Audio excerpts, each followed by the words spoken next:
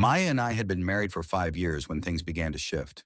At first, it was little things, secrets she didn't share anymore, private messages she claimed were work stuff, and the way her laughter changed when she was around certain people. Still, I gave her space.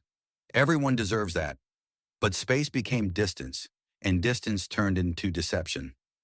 I wasn't suspicious until one night I noticed her text something quickly and hide her phone when I entered the room. Her smile didn't meet her eyes. When I asked who she was texting, she gave a vague answer. Just Carla from the office. I nodded, but something inside me whispered, that wasn't Carla. The next week she came home late. Too often, always blaming traffic or a late meeting. When I gently asked if everything was okay between us, she laughed it off.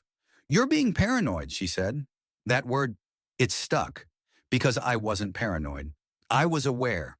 That's when I started watching more closely.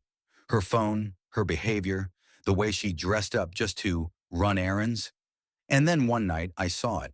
Her Uber receipt showed a drop-off at a hotel, the same hotel she'd never mentioned. I didn't confront her. Not yet. I needed more than a suspicion. I needed the truth. I hired a private investigator. Within a week, I had everything. Photos, time logs, a video of her with someone who was definitely not Carla. It was someone from her gym, younger, flashier, married. The betrayal was real, but I didn't explode. Instead, I planned. The night before it all came crashing down, I sat across from Maya at dinner and said calmly, you should stop what you're doing before it costs you everything. Her fork froze midair. What are you talking about? She asked.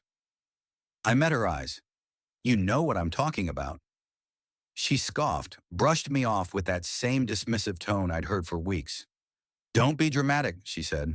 Then she left for another one of her late-night errands. That was the last time I ever tried to protect her from the fallout. She ignored the warning, and what came next silenced her completely. That night I copied everything, the videos, the messages, the hotel receipts, and sent them to her family group chat, her boss, and the wife of the man she was seeing. I didn't attach a single word, just the evidence. The truth didn't need a caption. I slept soundly for the first time in months. The next morning, I sat in the kitchen with a fresh cup of coffee, waiting. She walked in wearing yesterday's clothes, her phone in her trembling hand, eyes wide and hollow. She opened her mouth to speak, but no words came out. Her lips quivered, her throat moved, but not a sound escaped. I looked up from my mug and said quietly, so, anything you want to say? She shook her head slowly. Her entire world had collapsed, and I didn't even have to raise my voice. The notifications had exploded. Her job was demanding an explanation. Her family had flooded the chat with disbelief and disappointment, and the other man's wife had already filed for separation. Maya sat down at the table, wordless, her face pale, her hands shaking. You ignored my warning, I said gently. I gave you a chance to walk away from it, to tell me, to fix it, but you chose to keep lying.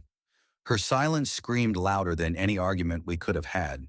She finally realized the damage wasn't just personal, it was public, permanent, and irreversible. I handed her a manila envelope. Inside were the divorce papers. I already signed, I said.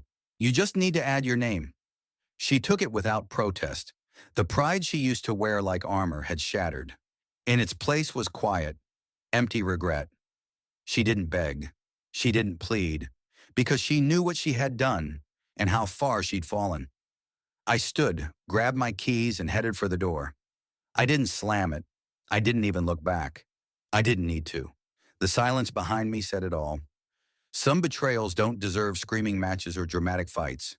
Sometimes the most devastating revenge is calm, measured truth.